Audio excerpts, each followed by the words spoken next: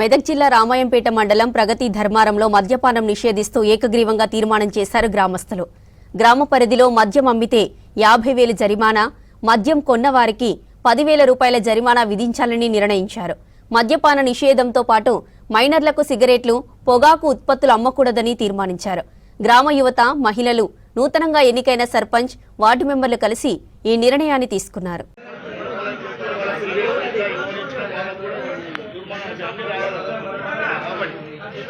పద్దెనిమిది సంవత్సరాల లోపల 18 సంవత్సరాల వరకు ఎవరైతే ఉంటారో వాళ్ళకి సీరియట్లు కానీ ఏపీ ఇచ్చినా కానీ వాళ్ళు కఠిన చర్యలు తీసుకున్నామని చెప్తాం. దాన్ని ఏం చేసుకుంటారో 18 సంవత్సరాలు అందరు గ్రామ పెద్దలు అందరు కలిసి గ్రామ తీర్మానం చేయబడినది. గ్రామ సభ పెట్టి ఈ మద్య నిషేధం మొత్తం అందరు గ్రామ ప్రజలందరూ నిషేధించారు.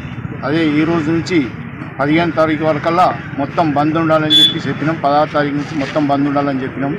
అది తీర్మానం చేసినాము. మా గ్రామ ప్రజలందరూ సహకరించారు. ఎవరైనా అమ్మినట్టయితే 50,000 జుర్మానా విధించడం జరిగింది. వారి చెప్పినా ఎవరైనా దొరకబట్టి మాకు చెప్పినా కానీ వాళ్ళకు 10,000 బహుమతిగా ఇవ్వబడును. మన గ్రామంలో మద్యపాన నిషేధం గురించి గ్రామ ప్రజలు మరియు పాలకవర్గం కూడా ఒక నిర్ణయం తీసుకోవడం జరిగింది.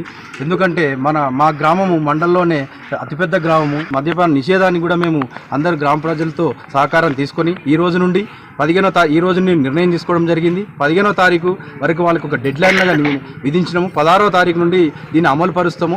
16వ తారీఖు నుండి ఎవరైతే మద్యాన్ని కానీ సిగరెట్లు కానీ ఏదైనా కానీ 18 సంవత్సరాల్లో పిల్లలకి ఏది అమ్మినా మద్యాన్ని పూర్తిగా నిషేధించడం జరిగింది.